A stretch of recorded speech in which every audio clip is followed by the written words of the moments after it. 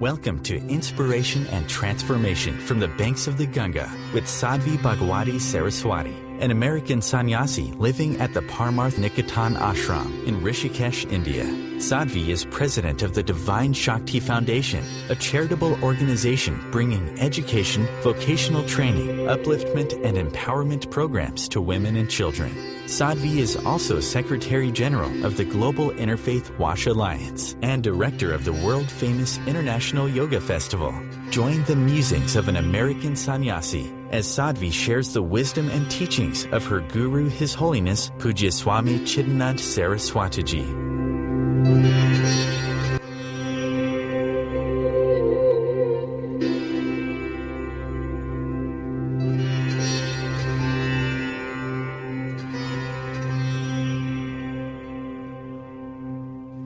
After realization, after self-realization, does the mind play a role or not?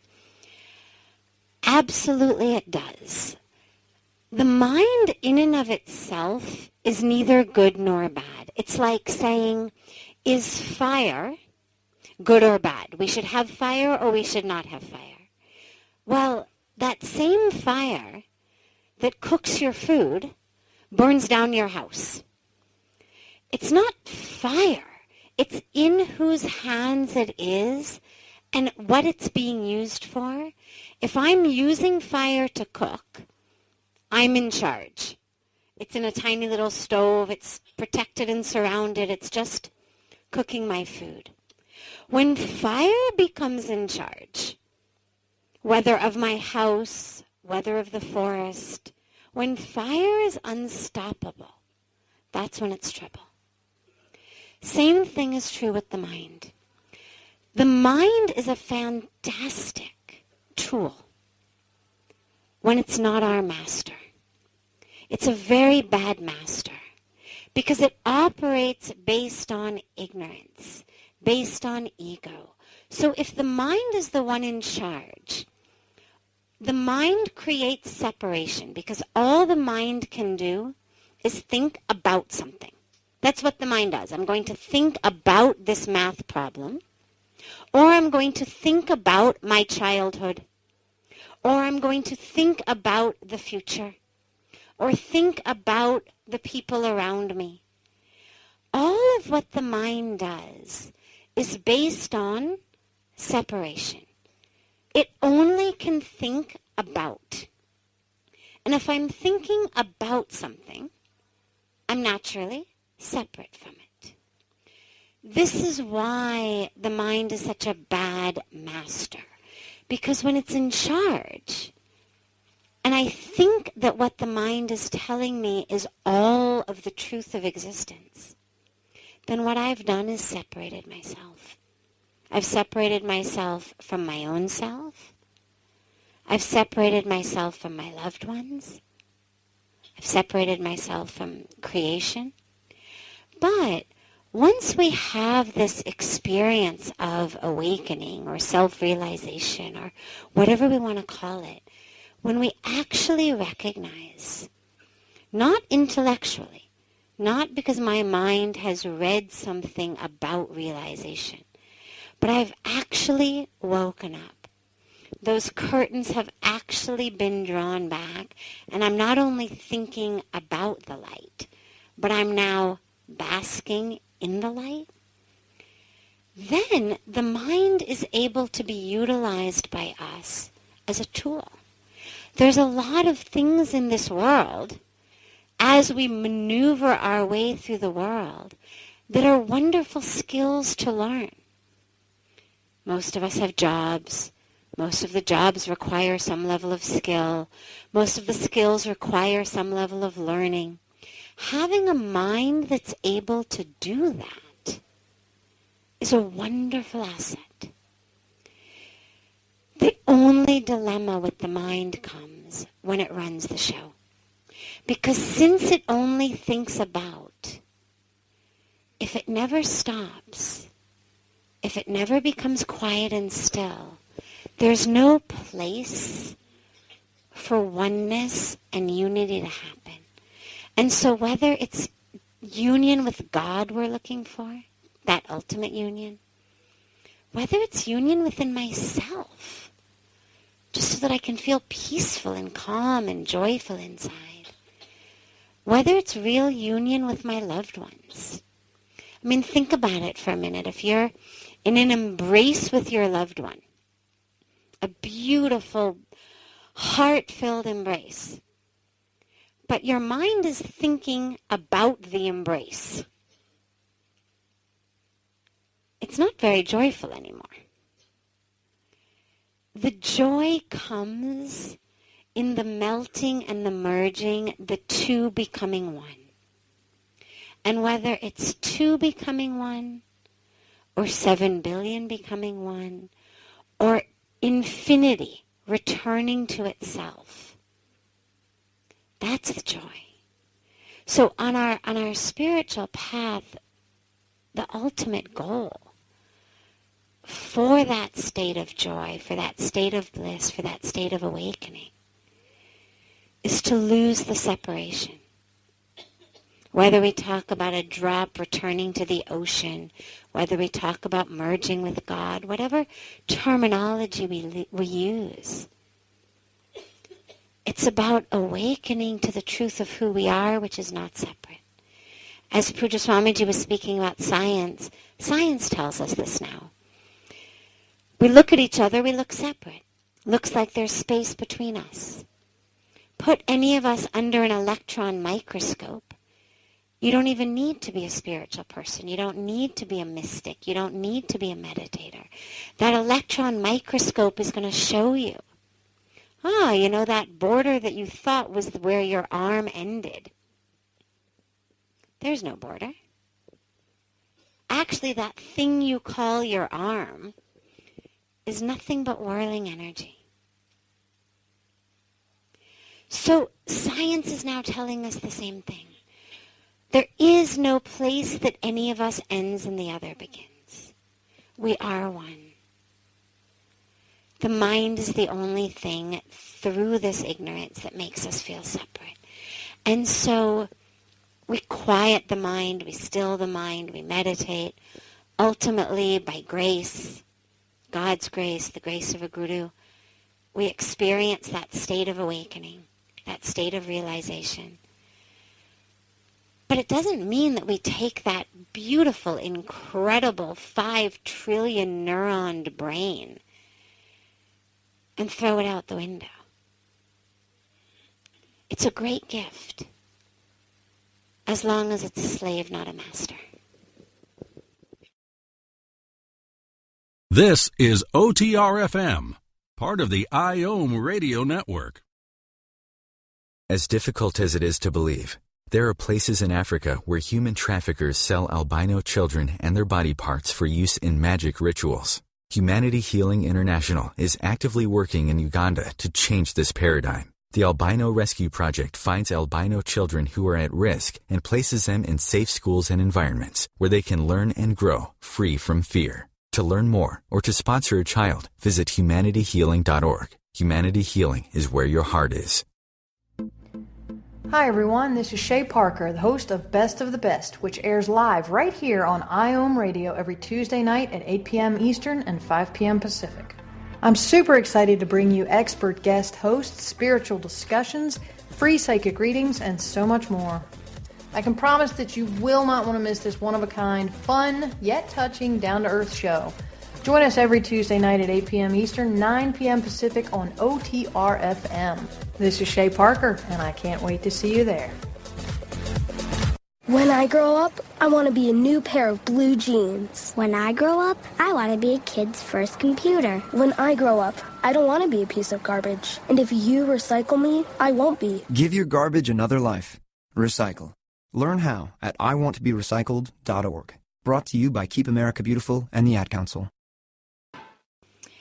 How do we reconcile God, who's good and light and benevolent, and the God who brings about such pain, such suffering, such destruction? There's 2 aspects here. One aspect is God, and the other aspect is suffering. And they're actually two separate aspects. The first, let's take suffering first. Let's begin with that. So when we see suffering, we think, how can God be good when there's suffering? How many of you are parents? Raise your hand if you're parents. Okay. How many of you parents have ever had to make your child take a medicine or eat a food that he or she did not want to eat or take because it didn't taste good, but that you knew was important for them? Anyone?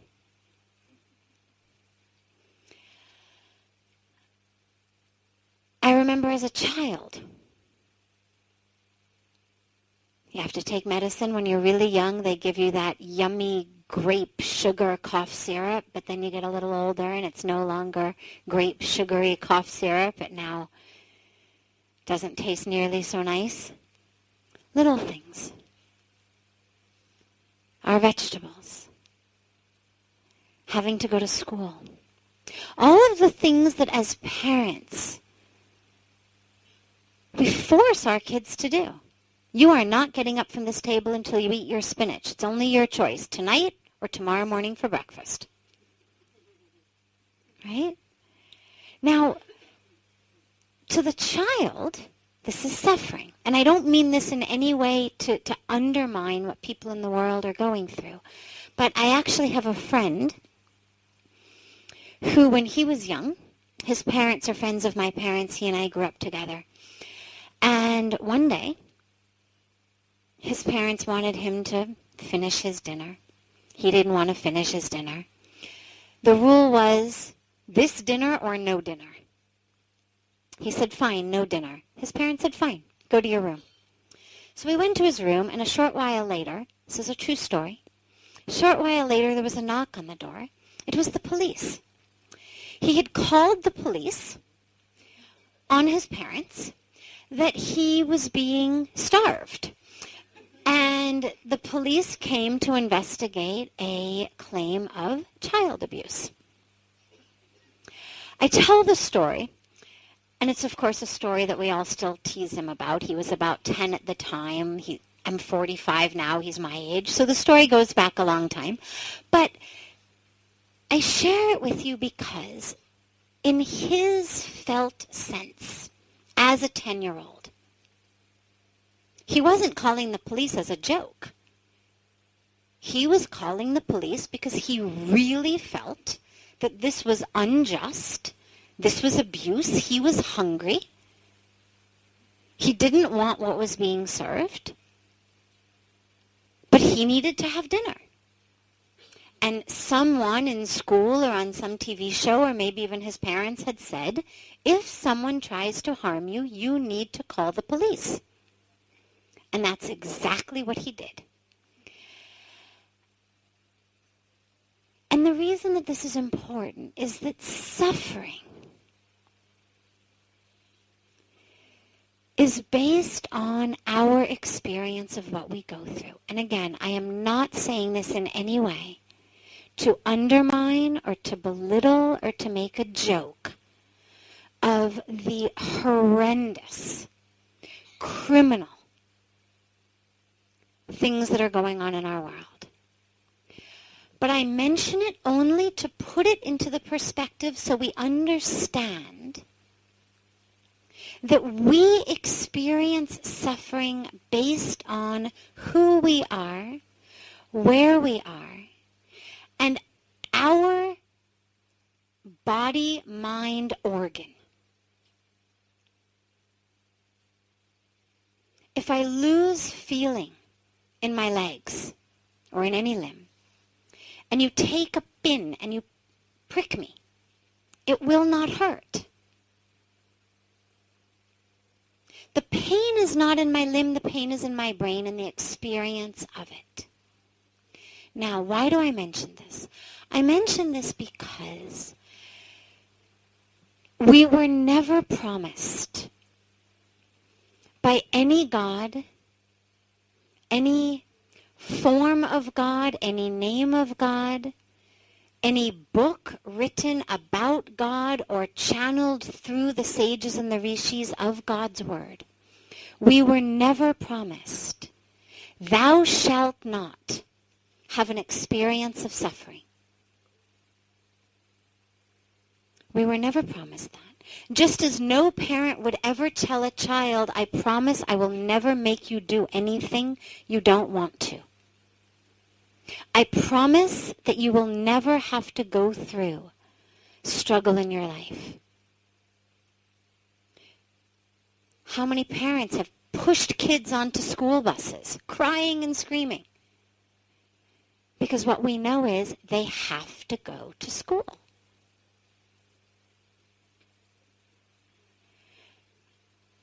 In our collective existence here, and in our existence where the purpose of our existence is not to just feel good every minute. If that were the goal, we'd be born enlightened and awakened, and we wouldn't go through any of this. Why give us tear ducts and hearts that melt and hearts that break if there weren't a point to this? Why give us the ability to feel pain? What is the point? The point of all of our existence is that we wake up. And that which we go through, it's not about, we always talk, it's not about rewards, it's not about punishment, but the point of that which we go through is for us to awaken. Just like the point of kids going to school is for them to, some might say learn, some might simply say get a degree. Either way, there's a purpose. Now, it's important to clarify this when you talk about the incredible suffering that, whether it's genocide, whether it's war, whether it's hunger.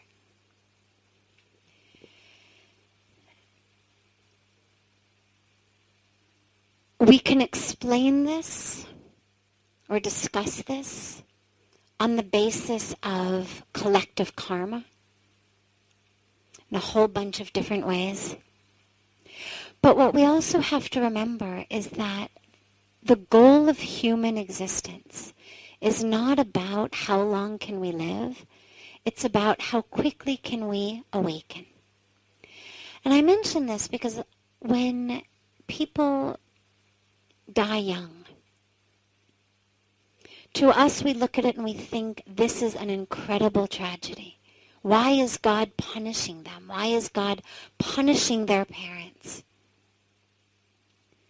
But that's when it's looked at with the belief that the ultimate goal, the ultimate good, is to live as long as you can. What if we look at it from the perspective that in that child's past birth, they were this close to enlightenment, this close to moksha, this close to liberation. But there was just one more lesson, one more desire, one more little batch of karma that needed to be worked out. So instead of having to endure 90 or 100 years of life in a body, they only had to endure 8 or 10 or 15. It gives it a completely different perspective. And the last piece I want to mention about this is that when we look at karma, I don't believe, and I don't say this as an official authority, I give this to you as my personal belief. I don't believe that it's all only reaction. We talk about karma as cause and effect, action, reaction. That which is happening is not only in reaction to that which happened in the past. It's also in a creation of that which needs to happen in the future. And I honestly believe that a lot of what we're seeing today is not necessarily that you can look and say, okay, these thousands of souls, due to their past karma, all needed to die in this way. But we could look at it slightly differently, and we could say these thousands of souls are so awake and so compassionate that on some unconscious, subconscious level, they agreed to die in this way, in this birth, in order to give a bit of awakening to the rest of us. Because sadly, nothing wakes us up typically nearly as well as tragedy. And tragedy that hits home. So whether it's the death of loved ones or whether it's something massive. A random family of 4 people die in a car accident 2 continents away, it doesn't rock our world. Doesn't change us. 250 school kids are gunned down in school. It doesn't matter where it happens. It hits us. Every one of us has a moment in which everything we thought was wrong with our life suddenly is not wrong.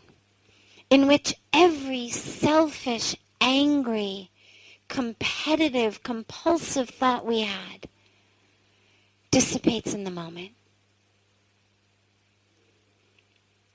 In which every expectation of material, financial, superficial gain that we have dissipates in the moment.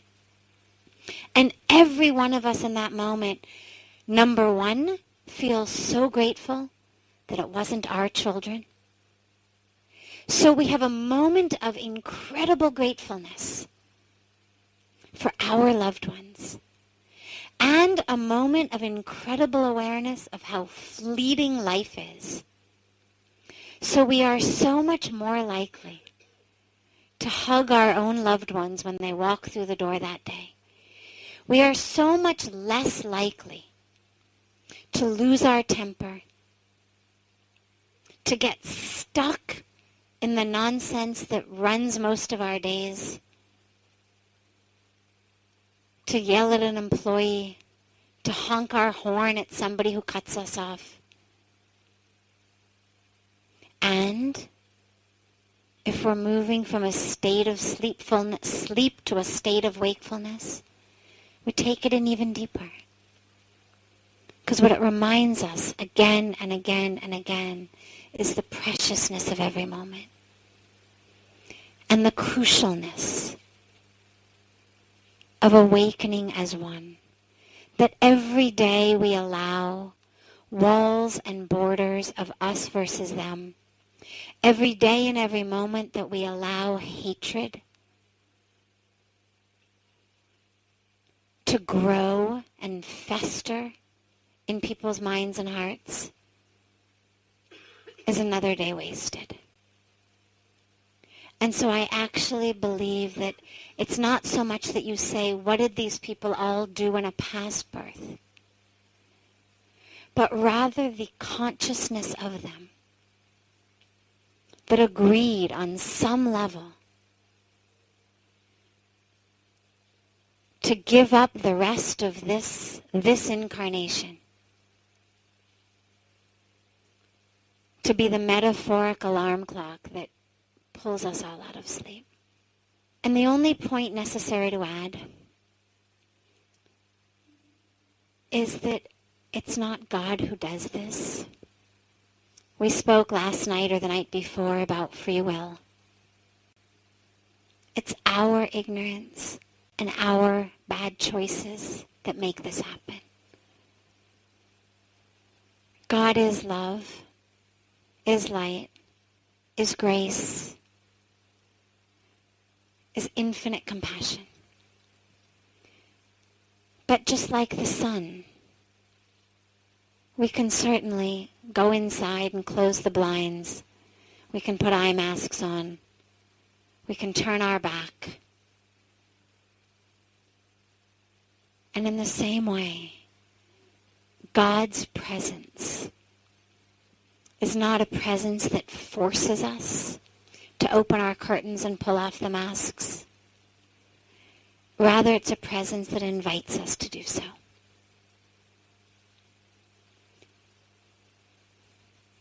But it's up to us to accept that invitation.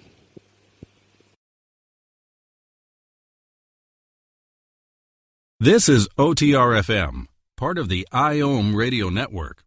Being a radio host on IOM FM allows you to build your show on a rich platform with the power of the internet to fulfill your outreach goals and connect with a very specialized and global online audience, unlimited by time and distance. OMTimes Radio will provide you with web relevance, a recognizable conscious brand, and with the standard of excellence that has accompanied every single OMTimes endeavor. Host your show with OMTimes Radio Network. Do you have time to read that inspiring book or that blog post you've been meaning to get to? In your busy world, how do you improve yourself and keep your life going? I'm Lisa Kay, and my Between Heaven and Earth radio show can transform your life just by listening. Be uplifted with inspiring topics, positive stories, and ideas that really work. Between Heaven and Earth Radio is conscious living for your soul, every Wednesday at 4 p.m. Eastern Time.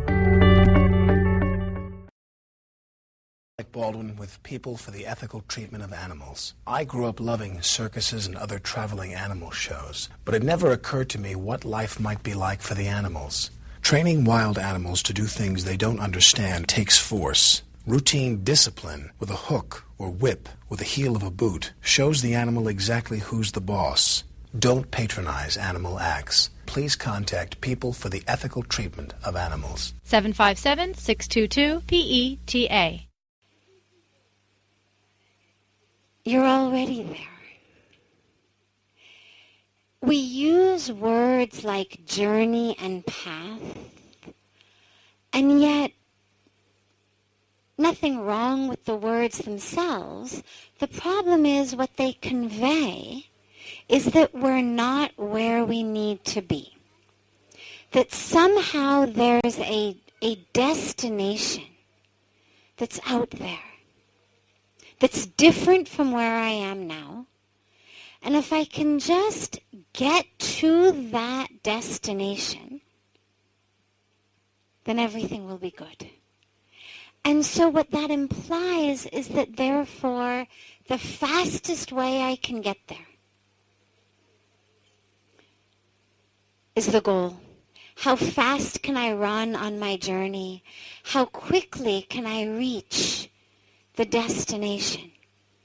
Whereas on a spiritual path, experience, state, it actually has nothing to do with going anywhere,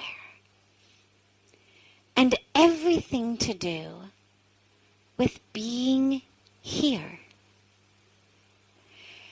So many of the greatest teachings, the simplest teachings, the most profound and fundamental teachings of all of the different lineages that we look at are rooted in one aspect: be present, be mindful, be here now, the gift of now. All of these are based upon one very, very simple and very fundamental tenet, which is it's not about going anywhere. It's not about becoming anything. It's simply about recognizing who you are And who you are now, not who you're going to be tomorrow or next week once you've gone on the spiritual journey. But who you are right now. If we had to use the word path or journey, it would be simply a journey of recognition.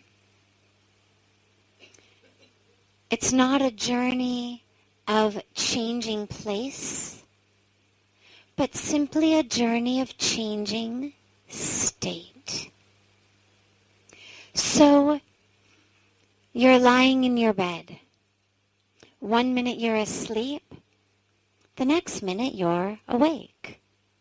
You haven't gone someplace. You're still in your bed. But everything's changed.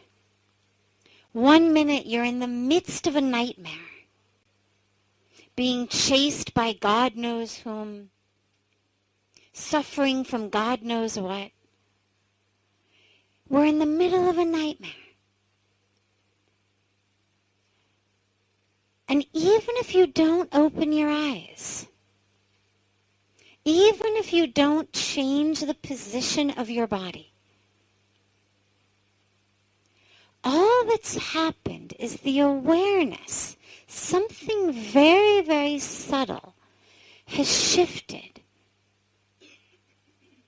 in the brain, in the mind, and we've gone from sleep to wakefulness.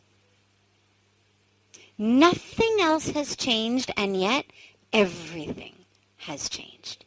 The difference between being in the midst of a nightmare and lying in your bed with your eyes closed, not in a nightmare, is the difference between literally night and day. And so when we talk about our spiritual journey, it's that same type of journey, a journey from sleep to wakefulness. In our example, lying in our bed, we're still in our pajamas. We still haven't gotten up and brushed our teeth or brushed our hair or had a shower or put on our makeup. And I mention this because when we talk about a spiritual journey, many of us tend to get lost in the accessories. It's about what we wear. It's about what we look like. It's about the type of cushion we sit on. It's about what CDs we listen to. And in our journey from sleep to wakefulness, haven't changed our clothes, haven't even brushed our teeth, maybe not even have opened our eyes. Everything is exactly the same,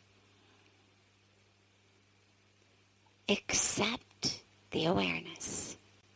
One moment I'm asleep, and the next moment I'm awake. And in that, all of the fear, all of the craziness, all of the untruth but that felt so real of my nightmare is gone.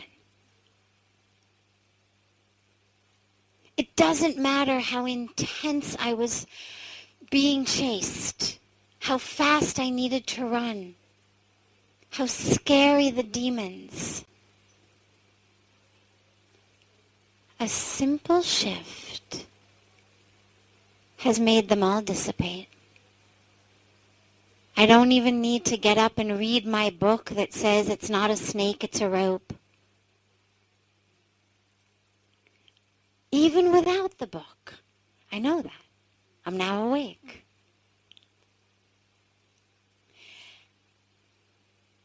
And for many of us, sadly, we spend our lives still asleep in the midst of that nightmare, trying to memorize, it's not a snake, it's a rope. It's not a snake, it's a rope.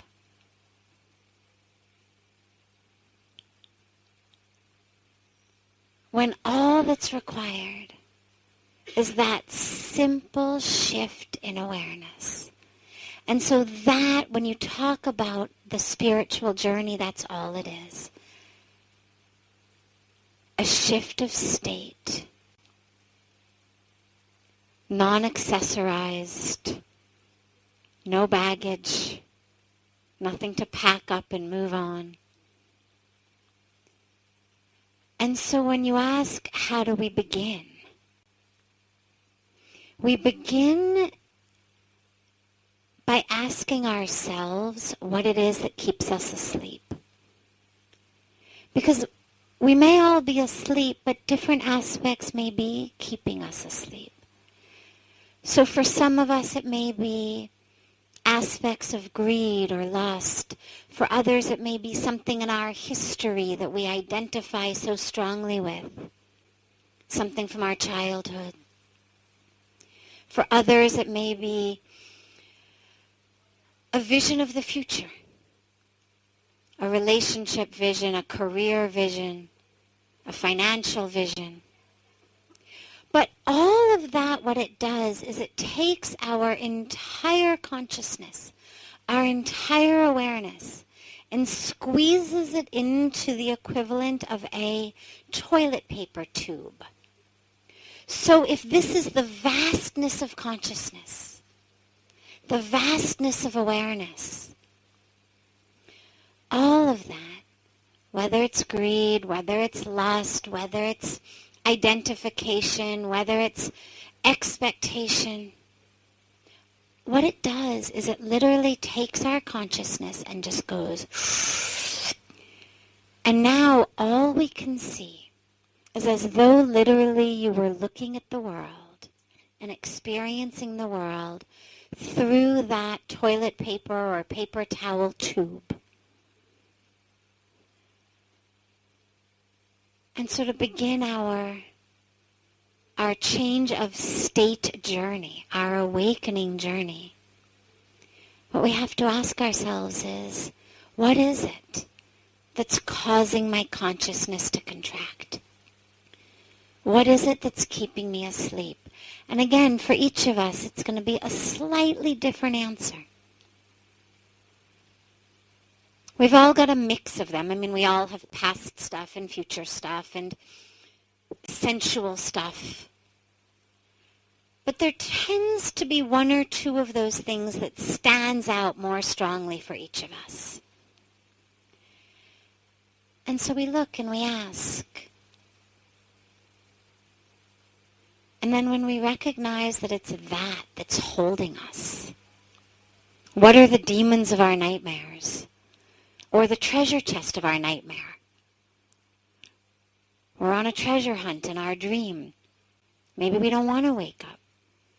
Got to find the treasure. Just around the next bend, one more clue. And yet, since it's the treasure of the dream world, and ultimately we're lying in bed in our pajamas, we have to convince ourselves that whether the dream world is a nightmare or whether it's holding out this promise of treasure around the next bend, in both cases we're still asleep. And in both cases the goal is to wake up. So we recognize that. And we start moving onto a path of awakening, whether it's through contemplation, introspection, meditation, combination of all of that. First, to understand I'm asleep. Whether it feels good or feels bad, I'm still asleep. And that's the nature of sleep. Sometimes it feels really good. The alarm goes off and we think, oh my God, can't I just go back? Like it was so good. And then sometimes we wake up and we think, thank God that was just a dream or a nightmare. But in both cases, we've got to wake up. This is OTR FM, part of the IOM Radio Network. Have you ever wondered how to change your love paradigm? The secret key is finding a love partnership, not just a regular connection. How do you find these? Through conscious relationships. Ascending Hearts Dating is a dating site for people like you that believes in second chances and a different type of spiritual connection. Try Ascending Hearts for free today at ascendinghearts.com and change your love paradigm. Ascending Hearts, the premier dating community for the spiritually awake. Circle of Hearts Radio is a sanctuary on the airwaves. Join me, Grandmother Elia, in the circle on Sunday 2 p.m. Eastern as I share information to both enlighten and nourish your soul.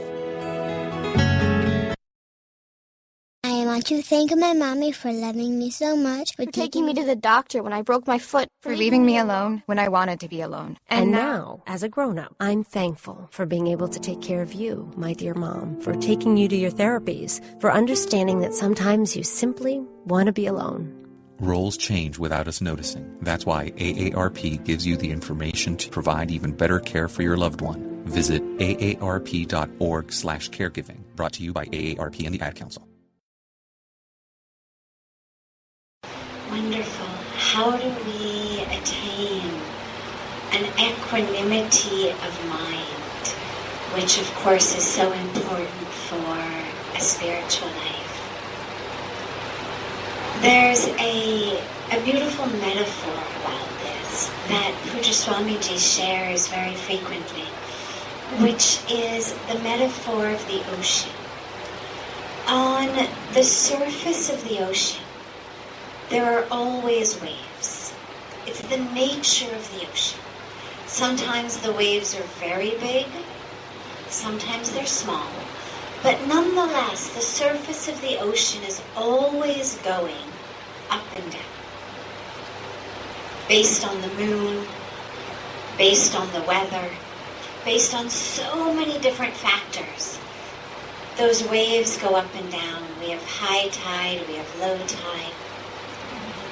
And yet, the depths of the ocean never change. The depths of the ocean don't even know that there is such a thing as a wave.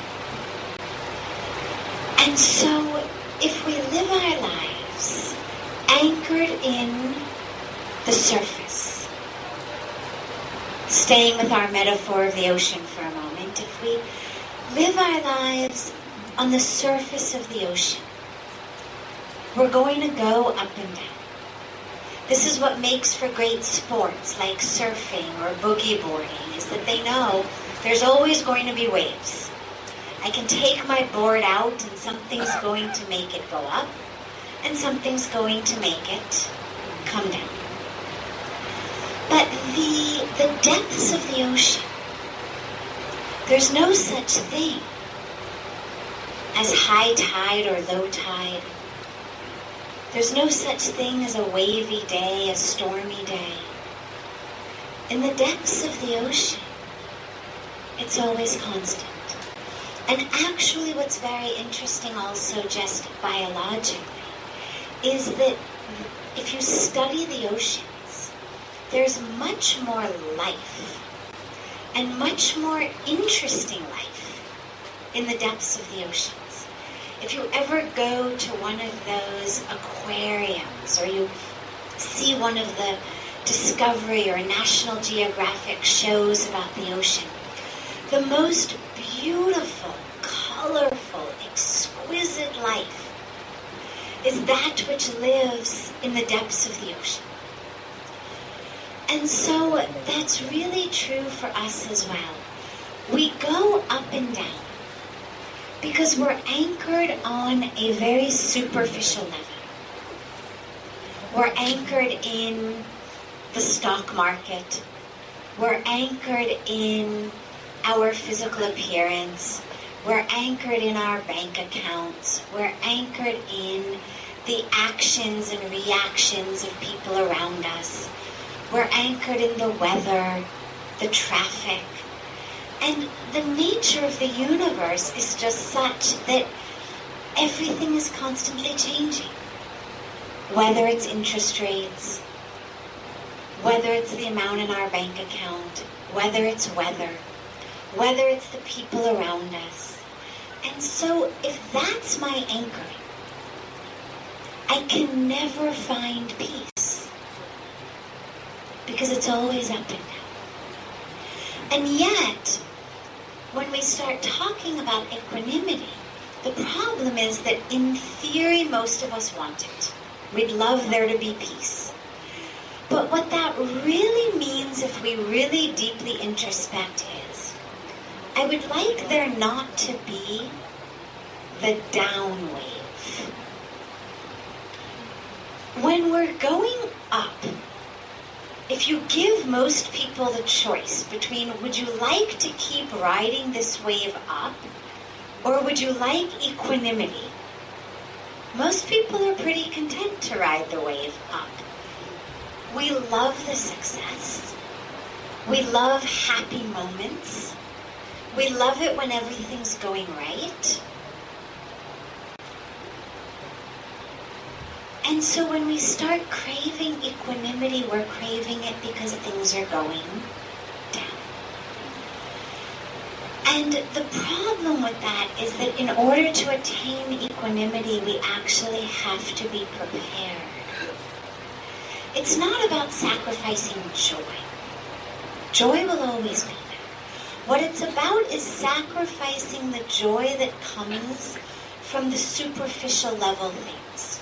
So if every time it's a sunny day, or every time our baseball team wins, or every time our child gets an A on an exam, we are ecstatic, just beyond ecstatic, then chances are, when it's a rainy day, when our child fails an exam, we're going to be bereft.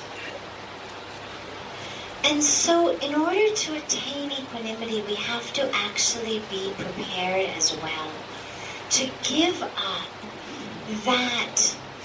that wave that takes us up on a superficial level. Because everything that goes up, by the law of nature, it's going to come down. And so when we talk about equanimity, it involves also letting go of the attachment to, oh my God, my sports team. Oh my God, my child. Oh my God, I lost 5 pounds. Oh my God, there was no traffic on the way home. Because the flip side of that is the, oh my God, my sports team. Oh my God, my child. So we anchor ourselves in the depth. And that's the way to attain on a general level that equanimity. The other piece about it, though, is that we have to also look at what steals our equanimity. So one piece of it is just anchoring ourselves in the depths rather than in the surface layer of life. But the other piece of it is, am I constantly bothered by a certain thing or a certain type of thing? So if someone said to you, well, why don't you have equanimity?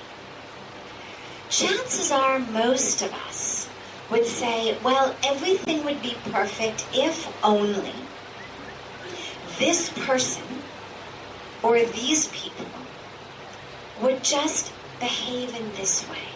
Or this one situation would just resolve itself in my favor. Or if just I could be free of this thing. So at times like that, it's also really beneficial and beautiful to spend some time looking at what is it to which I've given my peace. Because peace is actually our nature. That's really our inner nature. If you look at babies, all you've got to do is feed them, change their diaper when it's full, put them to sleep when they're overtired, and occasionally burp them when there's too much gas inside. And they're scent. We're not a different species than babies. What's happened is, as we've grown, we've developed all of these attachments and expectations. And we've had expectations that haven't been fulfilled. Shallow ones, deep ones, small ones, big ones. And so we've lost the ability to be in peace. But peace is actually our nature. So if we just can look at what is it that's stealing my equanimity, and then really try to gain some insight into that. And whenever that arises, instead of jumping into the ocean and riding the waves, at that moment when the wave is coming,